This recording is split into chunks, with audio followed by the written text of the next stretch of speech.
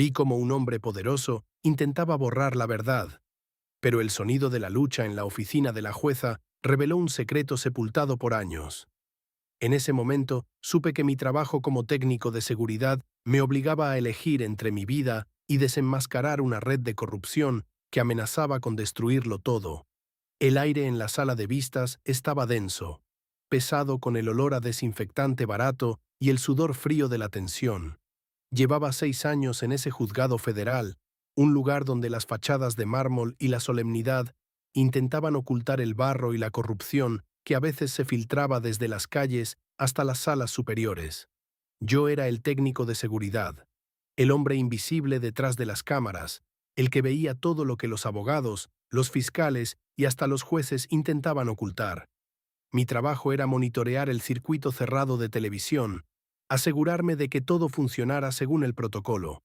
Un trabajo mundano, hasta ese martes. La jueza Elena Vargas era una leyenda. Implacable, con una ética tan rígida que parecía esculpida en granito.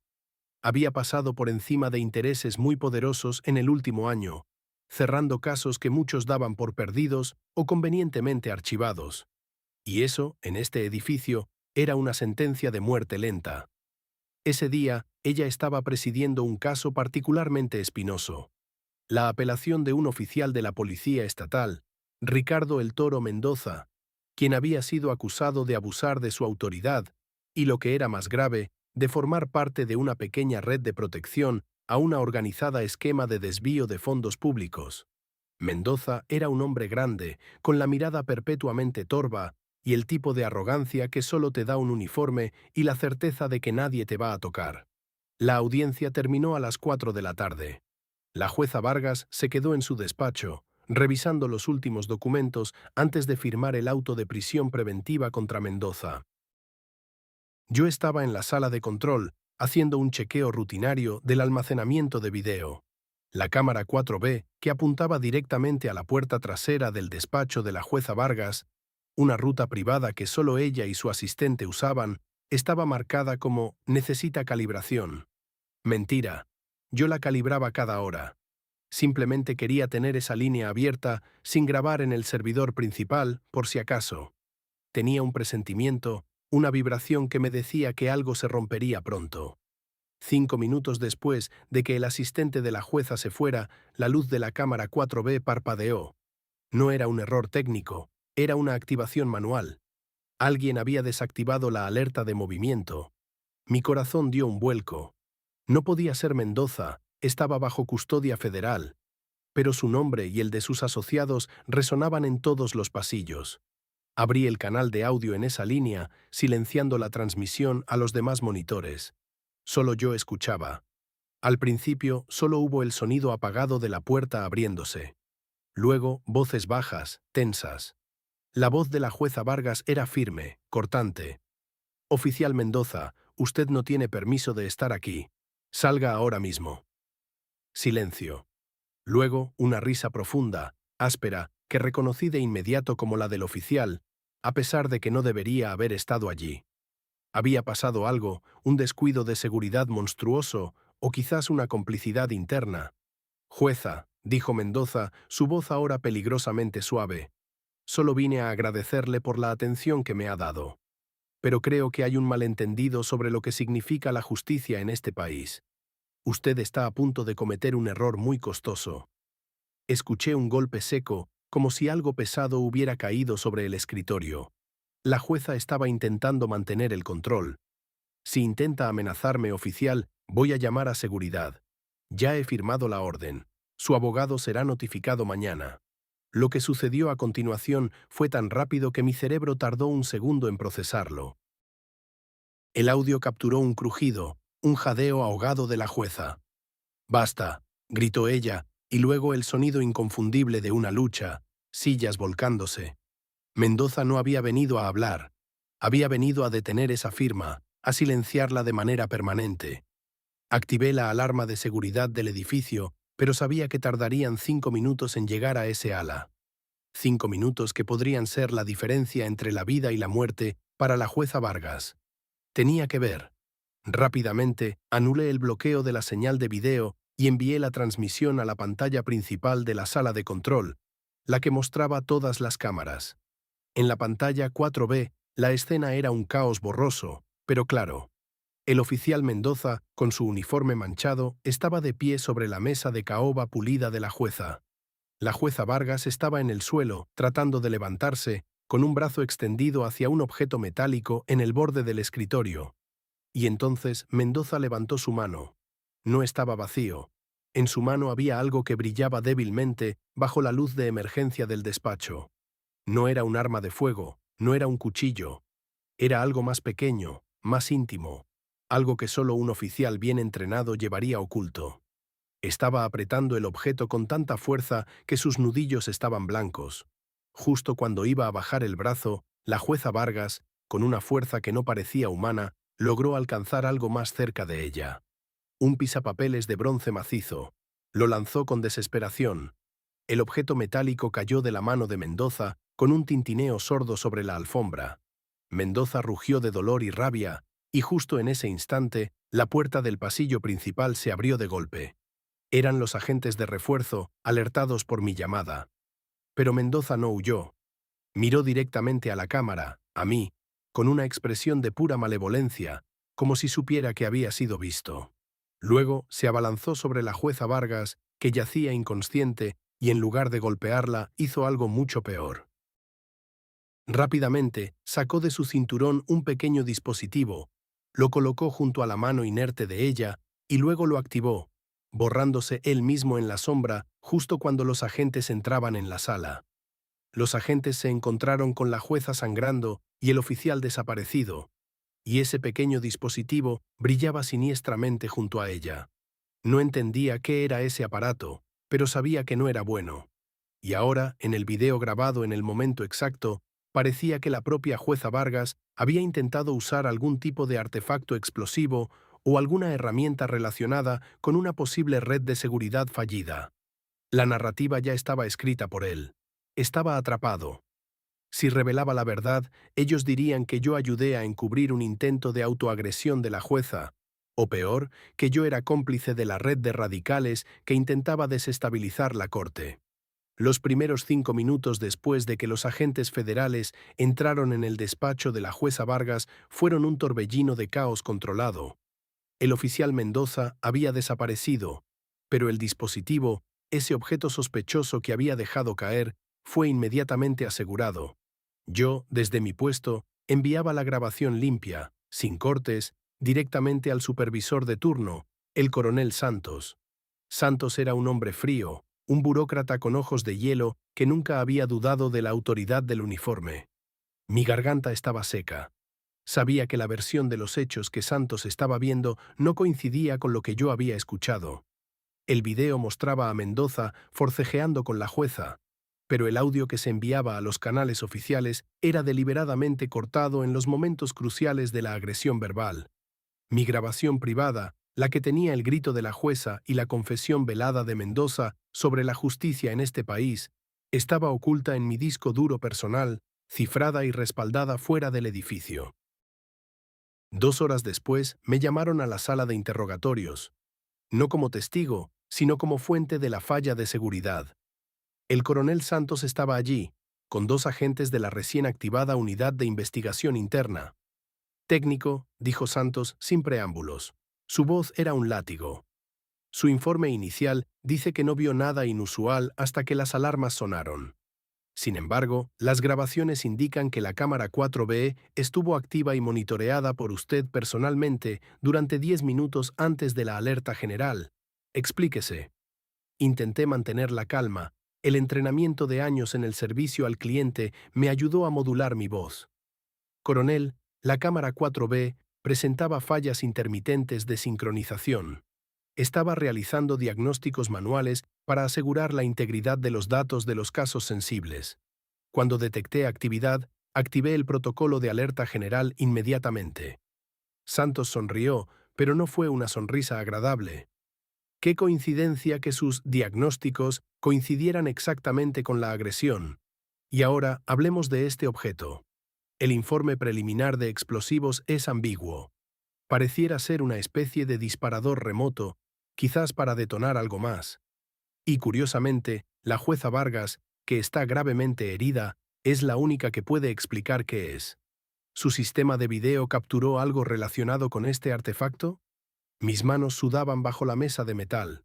Mentirle a Santos era firmar mi propia condena, pero decirle la verdad significaba implicarme en un caso de intento de asesinato que involucraba a un oficial y a una jueza federal, mientras yo, un simple técnico, guardaba la evidencia incriminatoria en mi casa. No, señor. El oficial Mendoza parece haberlo activado justo antes de que yo pudiera aislar su imagen clara. La cámara capturó el forcejeo, pero no la introducción del objeto. Todo lo que vi fue al oficial saliendo por una puerta de servicio desconocida segundos antes de que llegaran los refuerzos. Santos se inclinó hacia adelante. Mire, técnico, entendemos la presión. Ricardo Mendoza es un hombre con contactos. Pudo haber amenazado su vida o la de su familia. Si nos da una versión que nos ayude a justificar por qué un hombre con tanta protección pudo entrar y salir, podemos asegurar su protección. De lo contrario, su silencio o su versión contradictoria se interpretarán como complicidad en un intento de golpe bajo a la administración de justicia. Un tecnicismo, ¿sabe? Podríamos catalogar su acción como ayudar a un grupo a intentar romper la vida con un caso penal. Era una trampa perfecta. Si seguía la versión oficial, me salvaría, pero la jueza Vargas caería en una narrativa de inestabilidad mental o intento de sabotaje interno. Si decía la verdad, Mendoza, con sus protectores, me destruiría. Decidí jugar a la desesperada. Coronel, hay algo más. Algo que no he reportado porque temo las consecuencias. El oficial Mendoza, él no estaba solo. Vi, o al menos escuché, a alguien más en el pasillo antes de que él entrara. Una figura que parecía estar vigilando la entrada de servicio. Era una silueta muy delgada, vestida de negro. Es posible que Mendoza fuera el señuelo, y que quien realmente esté detrás de esta organizada esquema de desestabilización siga ahí fuera. Santos frunció el ceño, su confianza por primera vez se resquebrajó. La idea de una red más amplia, de radicales operando dentro de la estructura, era su peor pesadilla. ¿Tiene alguna grabación de esta segunda persona?, exigió. No, la persona estaba fuera del campo de visión de la 4B, pero, en el momento en que Mendoza activó ese dispositivo, mi sistema secundario, el que uso para monitorear el flujo de datos de la red interna, detectó un pico masivo de tráfico de datos saliente, como si alguien estuviera descargando archivos críticos de la red judicial al instante en que el oficial agredía a la jueza. Era demasiado coordinado para ser una coincidencia. Creo que el ataque físico era una distracción para robar información de alto nivel. Santos se puso de pie de golpe, ignorando las heridas de la jueza. La amenaza a la información era más peligrosa que la violencia física para él. Tráiganme la bitácora de esa red ahora mismo. Quiero saber qué se descargó. Mientras los otros agentes se apresuraban a cumplir la orden, sentí un escalofrío recorrer mi espalda. Mi jugada había funcionado. Había desviado la atención del intento de agresión de Mendoza y la había centrado en el ciberataque. Pero al hacerlo, me había convertido en el único testigo de la verdad completa y había delatado la existencia de mi sistema de monitoreo secreto. Santos me miró con una intensidad renovada, una que no me permitía escapar. Técnico, dijo, su voz baja y peligrosa, si esta información sobre el robo de datos es cierta, y si usted ha estado ocultando el alcance total de lo que vio, entonces usted no es solo un testigo, es un activo clave, o un traidor. Vamos a revisar su equipo personal ahora mismo. Si encontramos algo en su computadora que contradiga lo que nos acaba de decir, le garantizo que el cargo de intento de perpetrar un acto violento grave con intenciones criminales será el menor de sus problemas. En ese momento, la puerta se abrió de nuevo. Era un joven analista, pálido como la cera. Coronel Santos, tenemos un problema. La descarga masiva de datos no fue información, fue un solo archivo, muy grande, y se originó desde la terminal de mantenimiento del archivo muerto, en el subsuelo. ¿Y qué era ese archivo, joven?, preguntó Santos impaciente. Era un video, señor, un archivo de video antiguo, sin etiquetar. Lo que es extraño es que el encabezado del archivo de video indica que fue grabado en 2018, y el nombre del archivo es simplemente La verdad de Vargas. El silencio que siguió a la revelación del joven analista fue absoluto. El aire se había congelado. La verdad de Vargas. Un archivo de video de 2018, descargado justo cuando el oficial Mendoza estaba intentando silenciar a la jueza en el presente. La conexión era demasiado precisa, demasiado orquestada.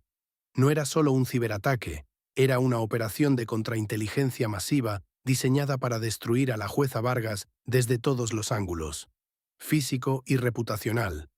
Santos me miró y por primera vez vi miedo real en sus ojos. Si lo que había pasado en el presente era una cortina de humo, la jueza Vargas no era solo una víctima, sino una pieza central en un juego mucho más antiguo y oscuro. Reproduzca el archivo, ordenó Santos, su voz apenas un susurro. Inmediatamente, en la pantalla principal.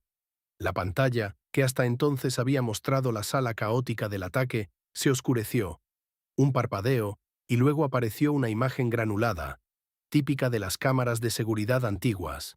Era el interior de un almacén oscuro, y en el centro, bajo una luz única y cruda, estaba la jueza Vargas. Visiblemente más joven, pero inconfundiblemente ella. Estaba esposada a una silla. A su lado, de pie, había 3 hombres. Uno de ellos era irreconocible por la mala calidad del video, pero los otros 2, uno era el antiguo jefe de policía, ascendido 2 años después a un puesto importante en el Ministerio de Justicia. El otro era el coronel Santos. Santos se quedó rígido. Sus manos se cerraron en puños tan fuertes que temí que se rompiera los huesos. «Esto es falso», jadeó Santos. «Una manipulación, es un montaje». Pero el video siguió su curso. La Vargas de 2018 suplicaba, mientras que el jefe de policía le exigía que firmara unos documentos. Documentos que, intuí de inmediato, eran las renuncias o confesiones que habrían permitido que la red criminal se consolidara sin resistencia. Entonces apareció Mendoza. El Toro Mendoza. Pero no como oficial. Estaba con ropa civil, con la misma expresión de rabia, pero en 2018 no era un matón. Era el que estaba siendo extorsionado. La jueza Vargas, o quien fuera esa mujer en el video, le ordenó que hiciera algo terrible a uno de los hombres que la estaban reteniendo, al que no podíamos identificar, como prueba de lealtad a la red que la había capturado. El video dio un vuelco. Mendoza se negó. En un acto de heroísmo brutal, luchó contra sus captores, y el video terminó abruptamente con un grito y el sonido de un disparo. El archivo del 2018 no era la prueba de la corrupción de Vargas, era la prueba de su secuestro, de su sometimiento forzoso y de la traición dentro de sus propias filas, que ahora incluía a Santos. El ataque de hoy no había sido para silenciarla por lo que estaba haciendo ahora, sino para eliminar el único testigo de lo que ella había sido forzada a hacer hace años. El dispositivo que Mendoza dejó no era un explosivo, era un transmisor que contenía ese video liberado en el momento del ataque para que si ella moría o era incapacitada, la verdad saliera a la luz como una venganza póstuma contra los verdaderos arquitectos. Mendoza, en un acto final de redención retorcida, se había sacrificado para exponer a sus verdaderos enemigos. La sala de control quedó muda. El joven analista tartamudeaba mientras intentaba confirmar el origen del archivo. Santos se recompuso con una velocidad aterradora. Miró al joven analista y luego a mí. Este archivo es evidencia de un encubrimiento pasado y de la sedición de un oficial. Técnico, usted es el único que tiene la grabación limpia del ataque de Mendoza. Usted es el único que puede confirmar la cronología de los hechos presentes. El oficial Mendoza será catalogado como un radical que intentó un acto de violencia grave por motivos políticos, y se hará un gran esfuerzo para encubrir cualquier conexión con la trama de 2018. Su testimonio será la línea oficial. Usted confirmará que Mendoza actuó solo, en un ataque de locura, y que el dispositivo era un artefacto de detonación improvisado. Mi mente corrió. Si aceptaba, me salvaría, pero la jueza Vargas, que despertaría, estaría bajo el yugo de Santos para siempre, forzada a vivir con la mentira de su propia historia. Si me negaba, me enfrentarían a un enorme SROC por encubrimiento y traición. Coronel, dije, levantándome y mirando directamente a su rostro, ahora lleno de sudor frío. Yo no soy un traidor, pero tampoco soy un idiota. Tengo el video completo de lo que pasó hoy en el despacho de la jueza. Tengo sus amenazas. Tengo la prueba de que Mendoza no estaba actuando solo. Y créame, coronel, la copia de seguridad de mi sistema de video no está en un disco duro en mi casa. Está distribuida en 500 ubicaciones distintas a nivel global, encriptada. Si usted o su red intenta tocarme o tocar a la jueza Vargas de nuevo, la verdad sobre el caso de 2018, la verdad sobre lo que le hicieron y la verdad sobre quién ordenó el ataque de hoy se hará pública a cada medio de comunicación importante en el país en menos de una hora. No es una amenaza, coronel. Es una garantía de supervivencia. Para mí y para la jueza Vargas. Santos se hundió lentamente en su silla, derrotado. La estructura de mentiras se había derrumbado sobre él. En el monitor, la imagen granulada de la jueza Vargas de 2018 se desvaneció, reemplazada por la imagen estática de la sala de control. Yo había ganado tiempo, y lo más importante, había asegurado un armisticio no escrito. El toro había muerto, pero su último aliento había salvado a la presa y al testigo. El juego había terminado, al menos por ahora, y yo tenía la última carta.